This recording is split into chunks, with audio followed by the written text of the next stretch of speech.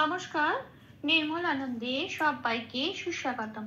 গুরুদেব প্রভু শ্রীকৃষ্ণ শ্রী রাধামায়ের আশীর্বাদকে সারথি করে শ্রীমদ্ ভগবত গীতার প্রণাম মন্ত্র দিয়ে শুরু করছি আজকের গীতা পাঠ।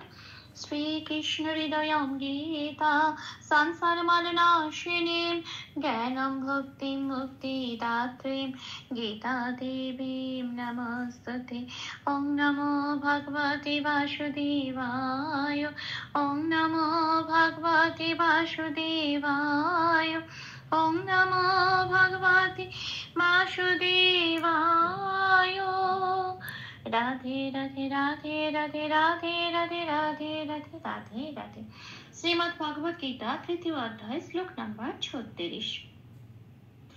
অর্জুন উবাচ অথ কেন প্রযুক্তয়ং পাপং চরতি পুরুষঃ অনিচ্ছন্নপি বর্ষ্ণেয় বলদেব নিয়োজিতঃ।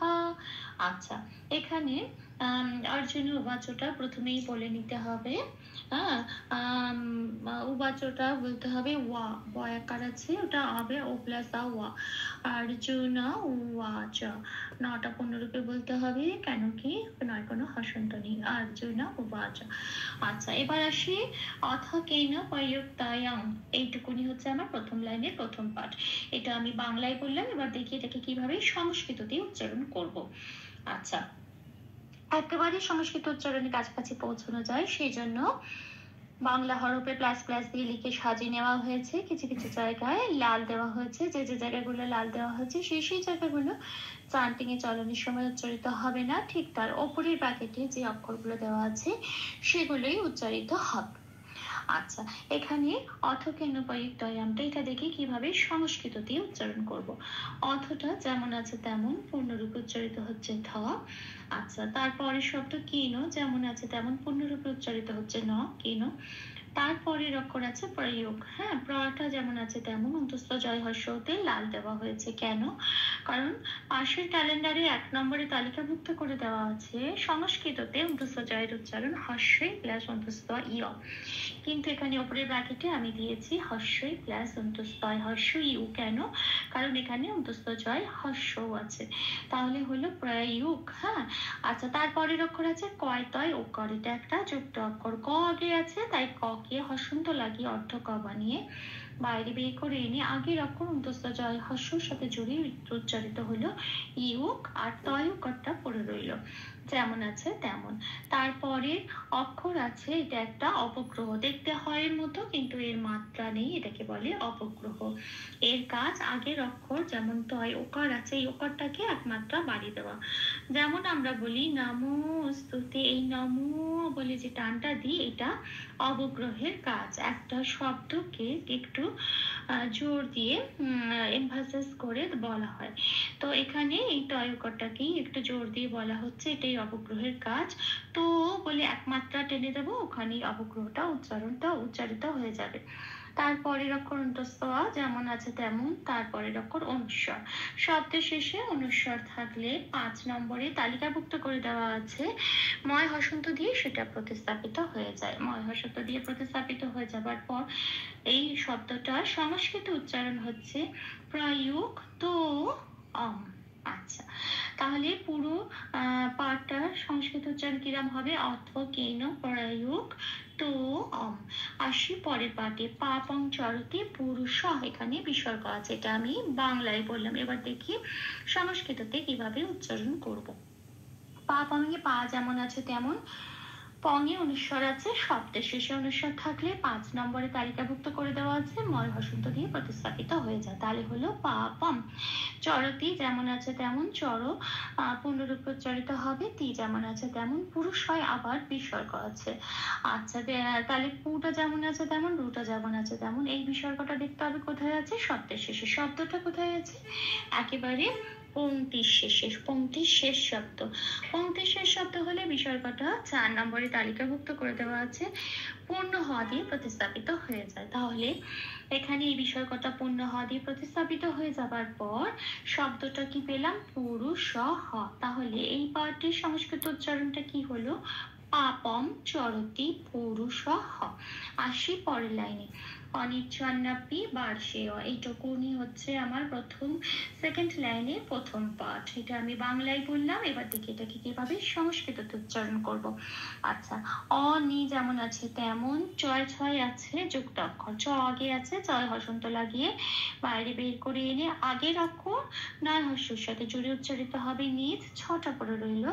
আবার পরের অক্ষর যদি নয় নয় আছে তাহলে একটা নকে হসন্ত লাগিয়ে বাইরে বার করে এনে অর্থ না করে আগের অক্ষর ছয়ের সাথে জুড়ে উচ্চারিত হবে ছন, আরেকটা ন পরে রইল, তার সাথে পি যোগ হয়ে নপি। তাহলে সংস্কৃততে এই শব্দটার উচ্চারণ কিরম হলো? অনিচ ছন নপি। এটাই ভেঙে ভেঙে বললাম। আসি পরের শব্দে বার্ষেয়। বার্ষেয়তে পেট কাটা মতন সহায় নয় রেপ আছে। রেপ থাকলে 3 নম্বরে তালিকাভুক্ত করে দেওয়া আছে বয় শূন্য রয় হসন্ত দিয়ে, সেটা প্রতিস্থাপিত হয়ে যায় বয় শূন্য র মানে অর্ধরা। সে তখন আর আগের মতো পূর্ণ র হিসেবে উচ্চারিত হতে পারবে না, আগের অক্ষর বয়াকারের সাথে জুড়েই তাকে উচ্চারিত করতে হবে। সেই জন্য এটা উচ্চারণ হলো ওয়ার। বয়াকারে লাল দিয়েছি কারণ বয়ের উচ্চারণ বোঝানোর জন্য।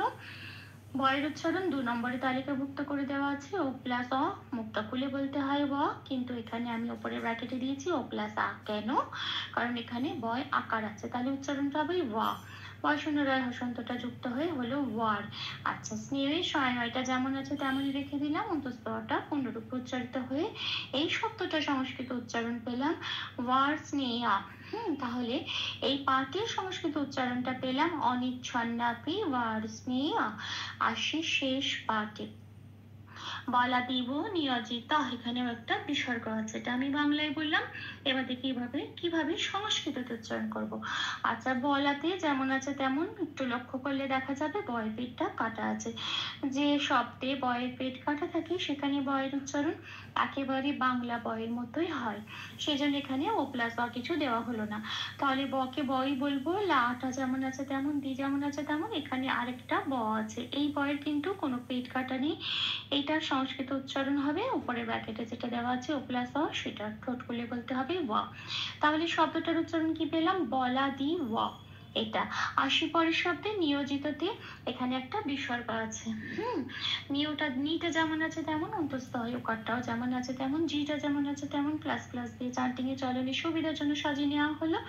তটা পূর্ণরূপে উচ্চারিত হবে তা বলে বিসর্গ আছে শব্দের শেষে। শব্দটা কোথায় আছে? পংক্তির শেষে। পংক্তির শেষ শব্দ, তার মানে 4 নম্বরে তালিকাভুক্ত করে দেওয়া আছে, পূর্ণ হ দিয়ে প্রতিস্থাপিত হয়ে যাবে, তাহলে হবে তহ।